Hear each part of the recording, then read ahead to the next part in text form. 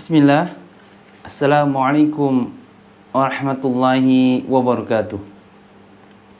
Innal hamdalillah nahmaduhu wa nasta'inuhu wa nastaghfiruh wa na'udzu billahi min shururi anfusina wa min sayyiati a'malina. Man yahdihillahu fala mudilla lahu wa man yudlil fala hadiya lahu.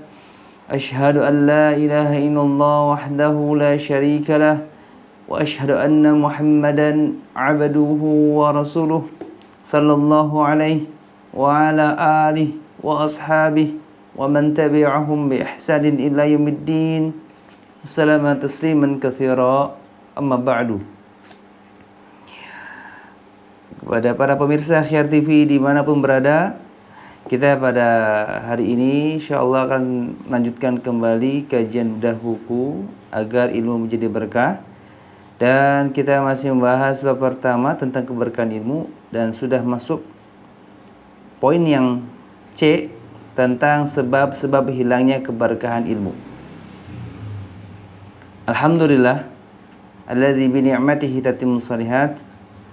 Kita diberikan kemudahan oleh Allah Azza wa Jalla sudah membahas setidaknya 2 poin. Poin A, B, dan sekarang kita bahas poin C tentang sebab-sebab hilangnya keberkahan ilmu. Di poin ini melengkapi pembahasan di poin sebelumnya. Setelah kemarin di poin B kita mengetahui tentang sebab-sebab ilmu menjadi berkah, maka sekarang kita akan mengetahui tentang sebab-sebab yang membuat keberkahan hilang dari ilmu yang kita pelajari.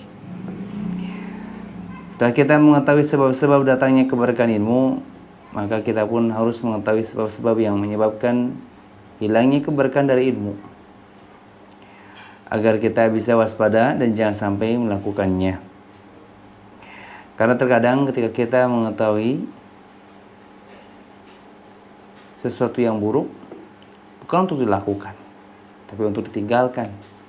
Sebagaimana ketika kita mengetahui sesuatu yang baik adalah untuk kita lakukan, bukan untuk kita tinggalkan. Di antara sebab hilangnya keberkahan ilmu adalah pertama, berdebat tanpa ilmu. Debat yang tercela, yakni debat yang tidak memakai dasar ilmu. Berdebat tanpa dalil, mengedepankan hawa nafsu, tidak menggunakan ilmu. Perlu diingat, salah satu akibat suka berdebat tanpa ilmu, maka akan menghilangkan keberkahan ilmu. Syekh Muhammad bin Shalih Al-Utsaimin rahimahullah memberikan nasihat. Debat secara umum itu akan menghilangkan berkah.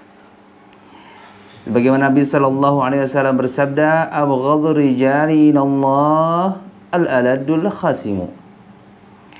Orang yang paling dibenci oleh Allah adalah orang yang paling keras debatnya. Ada riwayat Imam Bukhari nomor hadis 4523. Secara umum, orang yang suka berdebat tanpa ilmu akan menghilangkan keberkahan pada ilmunya. Karena orang yang menjatuhkan diri dalam perdebatan tidak ada tujuan lain kecuali hanya ingin dirinya menang. Itulah yang menjadi sebab hilangnya berkah ilmu pada dirinya. Maka jauhilah perdebatan meskipun kamu berada di posisi yang benar, karena Allah akan memberimu hadiah di surganya. Siapapun kita, apapun kedudukan kita, seluas apapun pengetahuan kita, maka tinggalkanlah perdebatan meskipun kita berada dalam posisi benar. Karena dampak dari tindakan kita meninggalkan perdebatan, Allah Azza wa Jalla akan memberi kita hadiah di surganya. Rasulullah sallallahu alaihi wasallam bersabda, "Man tarakal mira'a wa huwa mubtilun, uniya lahu baitun fi rabadil jannah. Wa man tarakahu wa huwa muhiqqun, buniya lahu fi wasatiha. Wa man hasuna khuluquhu buniya lahu fi a'laha." Barang siapa yang meninggalkan perdebatan sementara dia berada di atas kesalahan, maka akan dibangunkan rumah baginya di pinggiran surga. Dan barang siapa yang meninggalkan perdebatan padahal dia berada di atas kebenaran, maka Allah akan membangunkan rumah baginya di surga, di tengah surga. Dan barang siapa yang memperbaiki akhlaknya, maka akan dibangunkan baginya rumah di atas surga. Hadis riwayat Abu Dawud nomor hadis 4800. Dan Al-Muziri menyatakan hadis ini sanadnya sahih atau hasan. Ini di antara konsekuensi siapapun di antara kita, berada di posisi yang benar ataukah berada di posisi yang salah, maka tinggalkanlah perdebatan.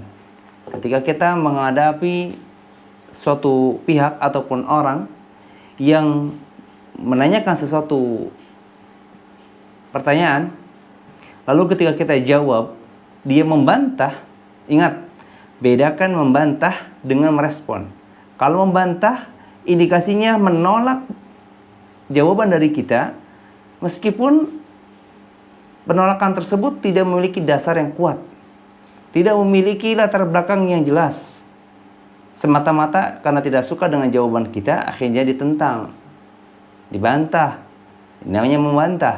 Tapi kalau merespon atau menanggapi, maka dia hanya menindaklanjuti obrolan tersebut, misalkan dengan menanggapi baik, iya, atau dia menanyakan perihal yang berkaitan dengan hal tersebut. Misalkan seseorang menanyakan tentang sholat. Pertama dia menanyakan apa hukum sholat. Lalu kita jawab bilang sholat itu hukumnya wajib. Lalu orang tersebut bertanya kembali, lalu bagaimana cara melakukan sholat dengan benar? Nah, pernyataan yang disambut dengan pertanyaan selanjutnya itu bukan membantah, tapi menanggapi. Tapi kalau membantah, apa hukum salat? Kita jawab salat hukumnya wajib.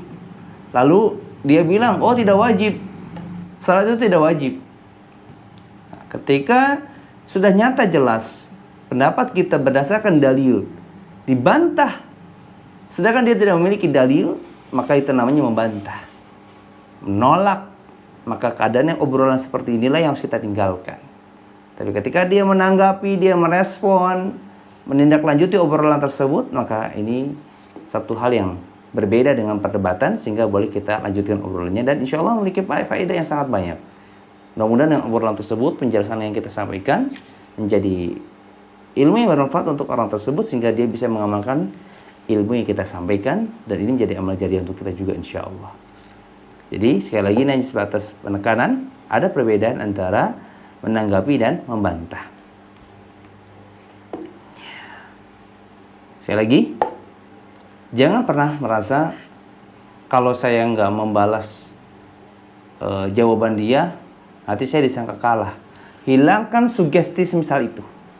Hilangkan anggapan-anggapan kalau saya diam nanti takut dianggap kalah. Ingat, ada perbedaan antara mengalah dan kalah. Kalau kalah memang jelas kita tidak memiliki argumen apapun, kita tidak memiliki pembelaan apapun. Tapi mengalah, ketika kita mengetahui ini adalah sesuatu yang benar, tapi kita maling diam untuk menutupi keburukan yang bisa didapatkan lebih besar, ya, maka ini bukan kalah, tapi mengalah. Diamnya kita bukan karena kita salah, tapi kita mengetahui kalau saya teruskan obrolan ini tidak ada ujungnya, atau bahkan mungkin akan merembet kepada obrolan-obrolan yang tidak berfaedah lainnya, ya. Menutupi satu celah untuk berwaspada kepada dampak yang lebih besar dari perbuatan setelahnya, maka ini tindakan yang sangat baik dan perlu kita lakukan.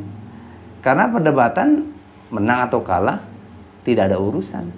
Menang atau kalah tidak ada faedah. Menang atau kalah tetap kita rugi. Maka di sini Nabi SAW memerintahkan untuk kita meninggalkannya. Kalau kita berada dalam posisi salah, lalu kita diam, tidak menindaklanjuti perdebatan yang sedang dibahas, maka janji Allah akan membangunkan rumah untuk kita di pinggiran surga, bukan di pinggiran kota, bukan di pinggiran sawah, pinggiran surga. Ini kalau kita posisi salah. Apalagi kalau kita meninggalkan perdebatan ketika kita berada di posisi yang benar, maka Allah akan membangunkan rumah untuk kita di tengah-tengah surga. Dan siapapun di antara kita yang berusaha memperbaiki akhlak pribadian kita, karakter kita, sifat kita, yang awalnya buruk menjadi baik, yang tadinya kurang baik menjadi lebih baik, yang tadinya kurang santun menjadi lebih santun, maka Allah akan membangunkan rumah untuk kita di atas surga. Semoga Allah Azza wa Jalla memudahkan untuk kita selalu mengamalkan perintah-perintahnya, mengamalkan sunnah-sunnah nabinya, dan meninggalkan selain dari perintah dan sunnahnya. Kemudian sebab ilmu itu menjadi tidak berkah, atau sebab yang kedua yang menjadi sebab hilangnya keberkahan pada ilmu, yang kedua adalah salah niat.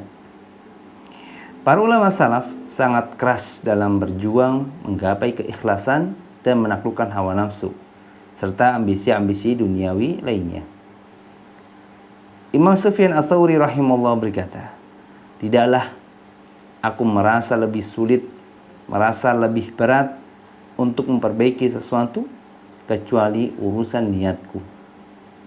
Kitab Hilal Thalibil Ilmi halaman 11. Rasulullah sallallahu alaihi wasallam bersabda, "Innamal a'malu binniyat wa innamal likulli imri'in ma nawa." Sesungguhnya setiap amalan tergantung pada niatnya, dan setiap orang akan mendapatkan sesuai dengan yang diniatkannya. Hadis riwayat Imam Bukhari nomor hadis 1.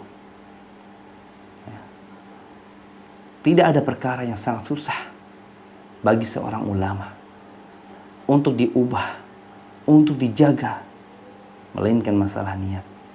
Ini yang merasa susah adalah ulama, orang yang Allah karuniakan ilmu. Sedangkan kata Allah Azza wa Jalla, "Innama yakhsyallaha min ibadihil ulama." Adapun di antara hamba-hamba Allah yang merasa takut pada Allah, di antaranya adalah hanya para ulama, orang-orang yang mengetahui ilmu. Kenapa mereka takut pada Allah? Karena dia tahu, kalau saya melanggar ini, hukumannya ini. Seperti seseorang yang sudah paham hukum.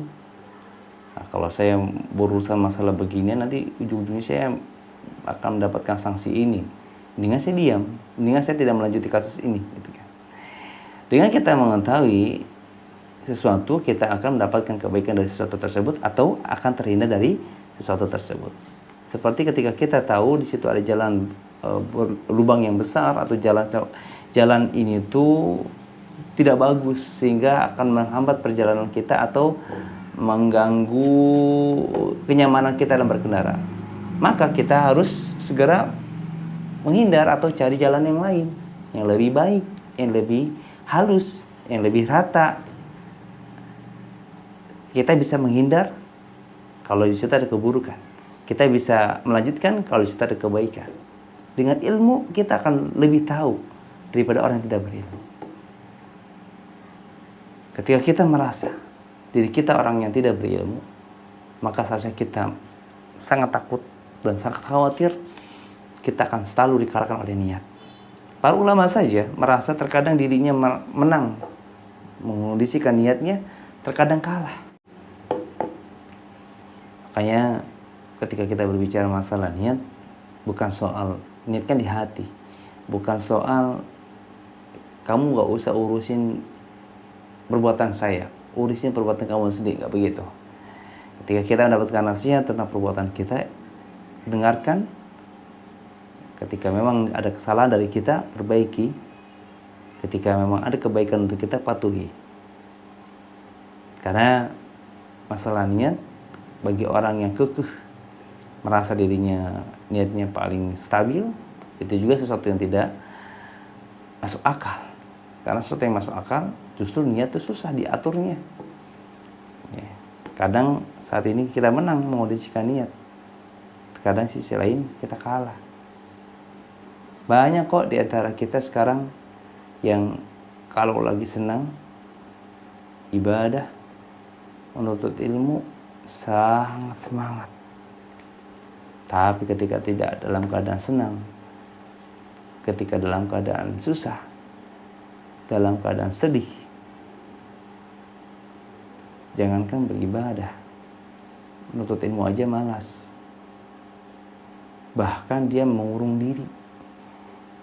Yang biasanya dia sangat bersemangat kalau bermuamalah dengan orang-orang yang berdakwah di jalan Allah, ketika mendapatkan pesan adanya program sosial, program wakaf, infak, senangnya bukan main.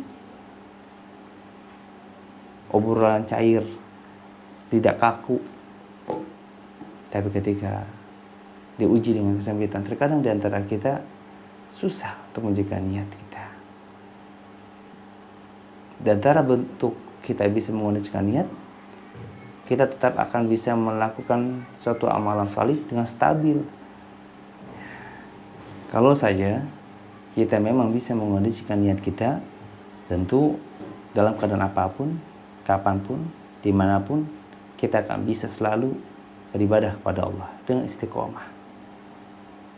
Kalau saja memang kita, satu contoh, kita ingin stabil dalam bermuamalah dengan makhluk-makhluk Allah yang lain, beribadah pada Allah dengan ibadah-ibadah yang beragam, maka ketika kita misalkan dihadapkan dengan keadaan yang berbeda dengan sebelumnya, misalkan yang sebelumnya kita berkelapangan, sekarang kita sedang berkesempitan, maka cukup sampaikan, maaf, saya saat ini belum bisa membantu karena mungkin keuangan sedang terbatas, atau hanya bisa membantu sedikit, yang biasanya membantu banyak, ini hanya bisa membantu sedikit. Tentu akan berbeda tindakan seseorang yang berusaha konsisten di atas ibadah dengan orang yang tidak konsisten dalam beribadah pada Allah. Maka sangat disayangkan perjuangan kita selama ini dalam beribadah kepada Allah perlahan runtuh hanya karena kita selalu mengungkit, ya kalau saya lagi lapang saya bantu, kalau enggak ya udahlah, karena itu juga udah cukup kok, sangat membantu kegiatan dakwah, seolah-olah bantuan kita sudah mewakili semua kebutuhan dakwah, seolah-olah keadaan lapang kita bisa menjadi pencukup pada saat kita tidak mampu. Akhirnya kita cukup 1 kali 2 kali membantu, selesai itu tidak lagi membantu. Atau kita dalam mengeluarkan harta kita di jalan Allah selalu dengan kalkulator, selalu dengan perhitungan. Niat itu terkadang susah, apalagi kita yang tidak paham tentang niat, sehingga sering salah paham terhadap niat, sering salah melangkah dengan niat. Nasallallahu taufiq wa sadad. Ini tentang niat, teman-teman. Susah, jangan pernah meremehkan niat. Dan niat itu tidak cukup dengan diucapkan saya berniat ini, tidak. Actionnya harus ditampakkan. Niat secara bahasa berarti al-qasdu, keinginan. Sedangkan secara istilah, niat adalah bertekad atau azam. Mengerjakan suatu ibadah ikhlas karena Allah. Letak niat adalah di dalam hati. Jadi jika seseorang ingin meraih keberkahan dari setiap ilmu yang dipelajarinya, maka niatkanlah dengan ikhlas semata-mata untuk mengharap ridha Allah Ta'ala dan untuk mengangkat kebodohan dalam dirinya. Syarah Hilyatul Talibul Ilmi halaman 27. Sebagaimana ini pun sesuai dengan pernyataan Imam Ahmad bin Hanbal rahimahullah ketika beliau menyatakan seorang yang menuntut ilmu dengan niat yang benar, maka dia akan beruntung, tidak akan merugi. Maka ditanya, apa yang dimaksud dengan niat yang baik dalam menuntut ilmu sehingga bisa beruntung? Maka kata Imam Ahmad, niat yang baik dalam menuntut ilmu adalah seseorang menuntut ilmu dengan niat ingin mengangkat kebodohan dalam dirinya, atau ingin memahamkan dirinya terhadap agama Allah, atau menjadikan dirinya yang tadinya tidak mengerti agama menjadi mengerti agama. Yang tadinya tidak patuh kepada Allah menjadi patuh kepada Allah. Inilah orang yang beruntung dalam menuntut ilmu. Karena hakikatnya Allah yang memberikan keberkahan, bukan pihak lain. Maka ikutilah aturan Allah, taatilah perintah Allah, dan jauhilah larangan Allah. Pasti Allah akan memberikan banyak keberkahannya kepada kita. Keberkahan bukan terkait dengan harta, bukan terkait dengan usia, tapi terkait juga dengan ilmu. Sesuatu ketika Allah berikan keberkahan, maka akan sangat banyak manfaatnya. Bahkan terhadap anak keturunan kita pun kita berdoa, Allahumma akthir amwalana wa auladana wa barik lana fima a'taitana. Ya Allah, perbanyaklah harta-harta kami dan anak-anak keturunan kami, dan berkahilah setiap yang kau berikan kepada kami. Karena punya harta banyak, keturunan banyak, kalau tidak berkah, untuk apa?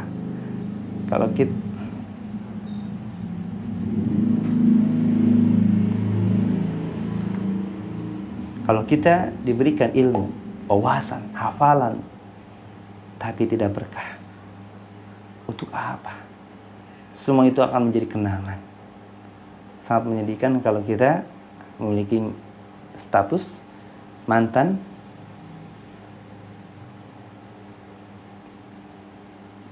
pelajar fikih, mantan pelajar akidah, mantan pelajar akhlak, bahkan mantan penghafal Al-Quran, bahkan mantan pejuang dakwah.